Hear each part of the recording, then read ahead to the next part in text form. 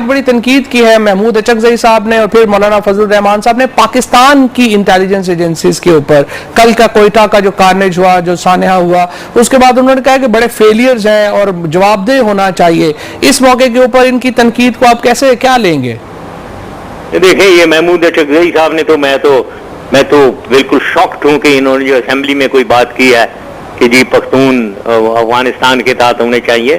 وہ پختون کا تو یہ ڈیموگرافک ریالٹی سے ہٹ کے بات کر رہے ہیں. پختون زیادہ پاکستان میں ہے, تو اگر پختونستان بننا بھی ہے پختونوں کا صوبہ تو وہ پاکستان میں ہوگا, افغانستان میں کیوں جائے گا؟ میجورٹی تو یہاں ہے پختونوں کی, تو یہاں کے یہ کون سی لاجک ہے اس میں؟ تو خیر اینی وے اس کو چھوڑیں.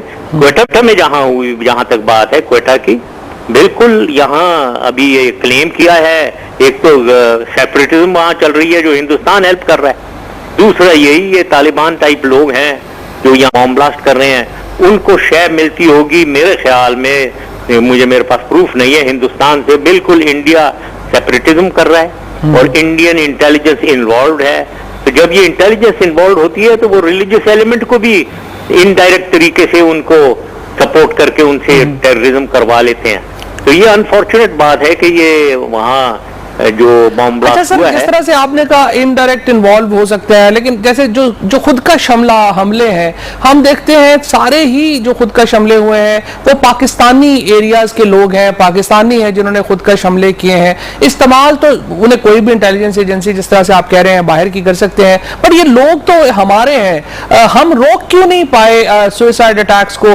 2006 کے بعد ہم نے دیکھا جس طرح سے یہ سلسلہ شروع ہوا ہے, ہم بڑے ناکام ہو رہے ہیں اوپر تلے ان معاملات. اس میں یہ ہے فواد, دیکھیں یہ جو انٹیلیجنس کا کام ہے نا یہ اتنا سمپل نہیں ہے, بڑا کمپلیکیٹڈ ہوتا ہے.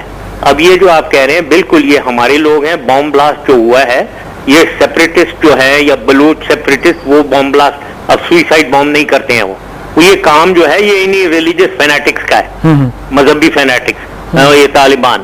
نہ سوال یہ ہے کہ یہ جو کرتے ہیں ان کو ان سے نمٹنا, اب نمٹنے کے لیے ہمیں اپنا صحیح ایکشن کرنا چاہیے. ان کو ایکسپلوئٹ کیا جاتا ہے اکراس دا بارڈر. دیکھیں مولانا ملا فضل اللہ ادھر بیٹھا ہوا ہے افغانستان میں اور وہ ساری ایکٹیویٹی یہاں کرتا ہے. اس کے پیچھے رو بھی ہے, کھڈ بھی افغان, تو رو جو ہے وہ کھڈ کے ساتھ مل کے کروا رہی ہے.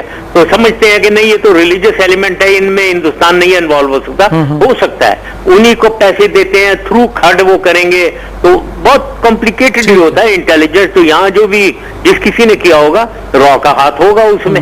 اچھا, حامد کرزئی گراؤنڈ میں, اور وہ کروا دیں گے, کھڈ کے تھرو کروا سکتے ہیں, افغان انٹیلیجنس کے تھرو کروا سکتے ہیں. تو یہ بڑی انٹیلیجنس جو ہے یہ بڑا گندا کھیل ہے. اچھا